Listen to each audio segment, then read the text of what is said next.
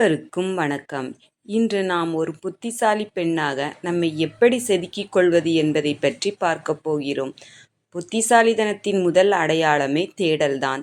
படிப்பு முடிந்துவிட்டது என்று புத்தகங்களை மூடி வைக்காதீர்கள். தினமும் ஒரு புதிய விஷயம், அது உலக செய்தியாக இருக்கலாம் அல்லது ஒரு புதிய டெக்னாலஜியாக இருக்கலாம், அதை தெரிந்து கொள்ளுங்கள். நீங்கள் சமையல் செய்தாலும் சரி, ஆஃபீஸில் வேலை செய்தாலும் சரி, அதில் இருக்கும் லேட்டஸ்ட் விஷயங்களை தெரிந்து வைத்திருப்பது உங்களை மற்றவரிடம் இருந்து தனித்து காட்டும். எல்லாவற்றிற்கும் சரி என்று சொல்வது புத்திசாலித்தனம் அல்ல. உங்கள் நேரத்தையும் உழைப்பையும் வீணடிக்கும் விஷயங்களுக்கு தைரியமாக இல்லை என்று சொல்லுங்கள். உங்களுக்கு வேலை அதிகமாக இருக்கும்போது நண்பர்கள் வெளியில் கூப்பிடுகிறார்கள் என்றால் தயக்கமின்றி மறுத்துவிட்டு உங்கள் வேலையை முடிப்பதுதான் சரியான முடிவு. சிறு சிறு விஷயங்களுக்கு கோவப்படுவதோ அல்லது அழுவதோ புத்திசாலித்தனம் அல்ல. அதாவது உங்களை விமர்சித்தால் உடனே சண்டையிடாமல் அவர்கள் ஏன் அப்படி சொல்கிறார்கள் என்று யோசித்து அதில் உண்மை இருந்தால் திருத்திக் கொள்ளுங்கள். இல்லை என்றால் கடந்து செல்லுங்கள். சின்ன சின்ன விஷயங்களுக்கு கூட மற்றவர்களிடம் யோசனை கேட்பதை நிறுத்துங்கள்.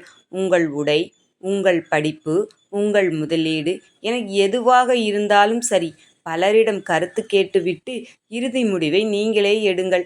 அது தவறாகவே இருந்தாலும் அந்த அனுபவம் உங்களை அறிவாளியாக்கும். பாதிப்பது மட்டும் முக்கியமல்ல, அதை சரியாக சேமிப்பதும் முதலீடு செய்வதும் மிக முக்கியம். பணத்தை கையாள்வதில் தெளிவோடு இருங்கள். தேவையில்லாத ஆடம்பர செலவுகளை குறைத்து எதிர்காலத்திற்காக சேமிக்கும் பழக்கத்தை இன்றே தொடங்குங்கள். ஒரு புத்திசாலி பெண் தன் உடலையும் மனதையும் ஆரோக்கியமாக வைத்திருப்பாள். சரியான நேரத்தில் உண்பது, போதிய தூக்கம் மற்றும் தினமும் குறைந்தது 20 நிமிடம் நடைபயிற்சி அல்லது தியானம் செய்வது உங்கள் மூளையின் செயல்திறனை அதிகரிக்கும். அவர்களை பற்றி பேசுவது புத்திசாலி பெண்களுக்கு அழகல்ல. எப்போதும் ஐடியாக்களை பற்றியும் இலக்குகளை பற்றியும் பேசுங்கள். அடுத்த வீட்டுக்காரர் என்ன செய்கிறார் என்று பேசுவதை விட அடுத்த வாரம் நாம் என்ன சாதிக்க வேண்டும் என்று யோசிப்பது சிறந்தது. உங்கள் நடை, உடை மற்றும் பேச்சு மூன்றிலும் ஒரு தெளிவும் கம்பீரமும் இருக்க வேண்டும். நிமிர்ந்து அமர்வது, கண்களை பார்த்து பேசுவது உங்கள் தன்னம்பிக்கையை வெளிப்படுத்தும். தோல்வியடைந்தால் சோர்ந்து முடங்கிவிடாமல் இந்த தவறு எதனால் நடந்தது என்று ஆராயுங்கள்.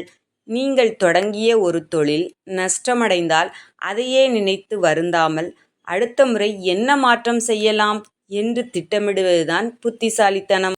உங்களுக்கு கிடைக்கும் 24 மணி நேரத்தை எப்படி பயன்படுத்துகிறீர்கள் என்பதுதான் உங்கள் வளர்ச்சியை தீர்மானிக்கும். ஃபோனில் தேவையில்லாமல் ரீல்ஸ் பார்ப்பதை குறைத்துவிடுங்கள். அந்த நேரத்தில் ஒரு பயனுள்ள வீடியோ அல்லது பாட்காஸ்ட் கேட்கலாம். புத்திசாலித்தனம் என்பது பிறப்பால் வருவது அல்ல, அது நாம் வளர்த்து கொள்ளும் ஒரு கலை. உங்கள் மீது நீங்கள் வைக்கும் நம்பிக்கைதான் உங்களை ஒரு புத்திசாலி பெண்ணாக மாற்றும். வீடியோ உங்களுக்கு பயனுள்ளதாக இருந்தால் லைக் செய்து உங்கள் நண்பர்களுக்கும் பகிருங்கள். மறக்காமல் சப்ஸ்கிரைப் செய்யவும். மீண்டும் மற்றொரு வீடியோவில் சந்திப்போம். நன்றி.